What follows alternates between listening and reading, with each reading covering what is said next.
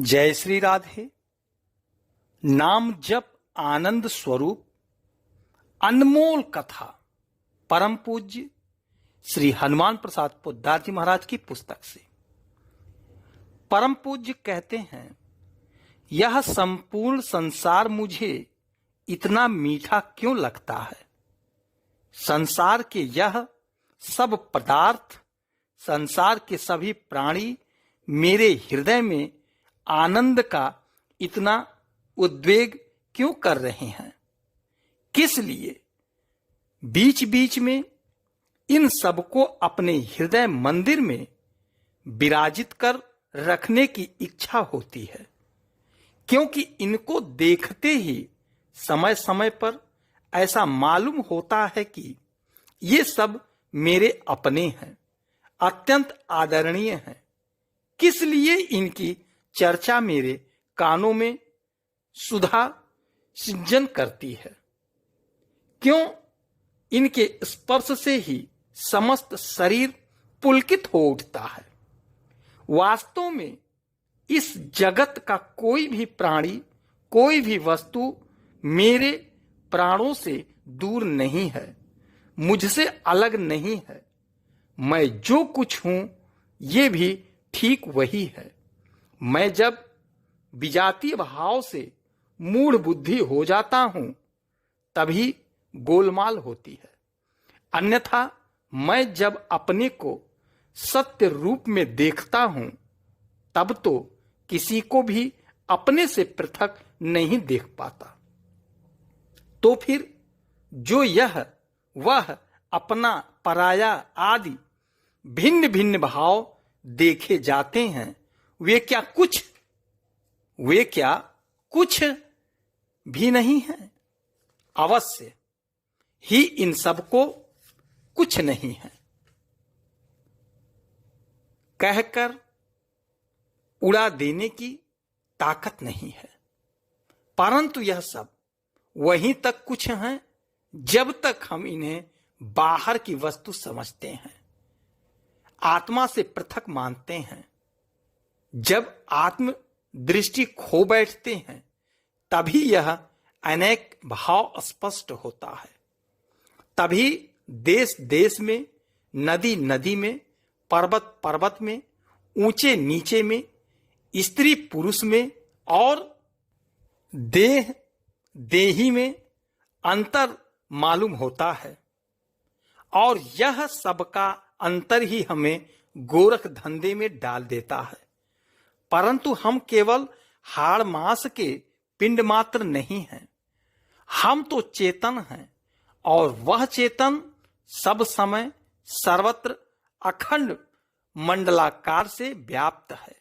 एक ही सूर्य कितनी दूर दिखता है, परंतु उसी के प्रकाश से त्रैलोक प्रकाशित है। हम में कोई कहीं भी क्यों न रहे, सूर्य हम सभी के घर की वस्तु हैं। उसकी रश्मियां हमारे घर और आंगन में, शरीर में और मन में बिना विश्राम प्रवेश कर रही हैं। उन्हें कोई रोक नहीं सकता।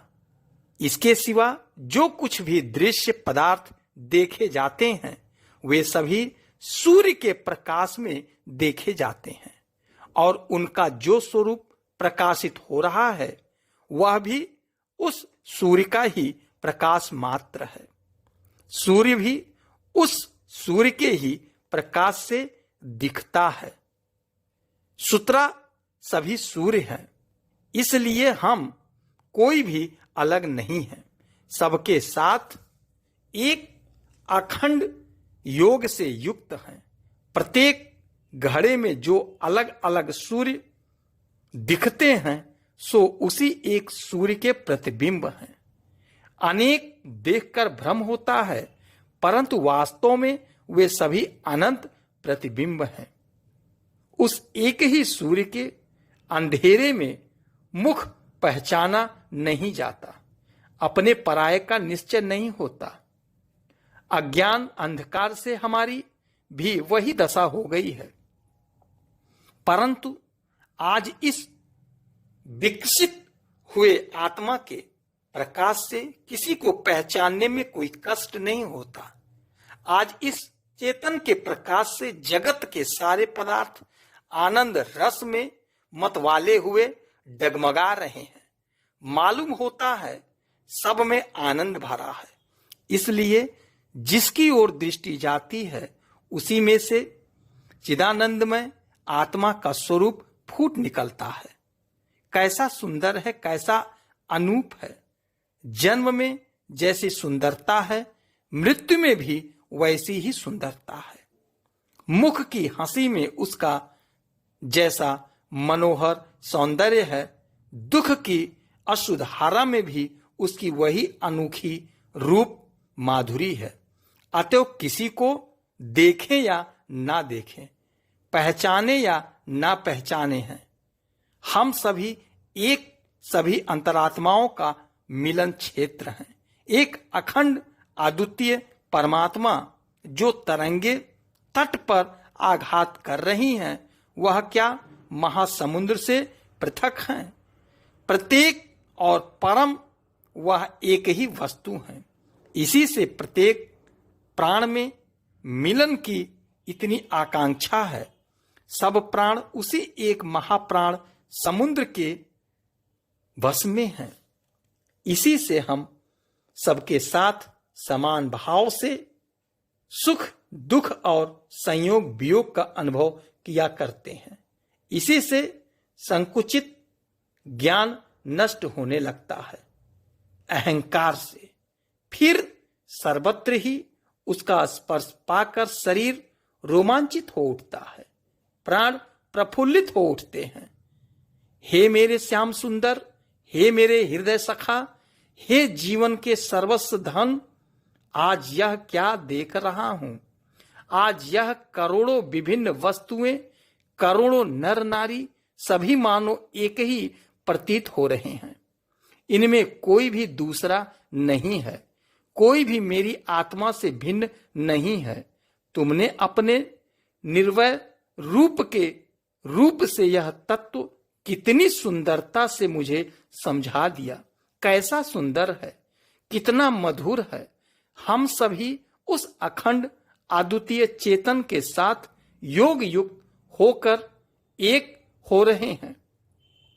इसी से यह जगत इतना सुंदर है, इसी से यह जगत इतना सुंदर है। इसी से इस आकाश और समुद्र में इतना आनंद छा रहा है। इसी से शैल सलिल और अनिल में उसके आनंद का बाजार लग रहा है। धन्य है तुमको और धन्य हूं मैं। धन्य तुम मेरे प्रभु, मेरे जीवननाथ, और धन्य हूं मैं तुम्हारा सेवक, तुम्हारी कृपा का भिखारी। धन्य है हम दोनों एक दूसरे के अभिन्न सखा।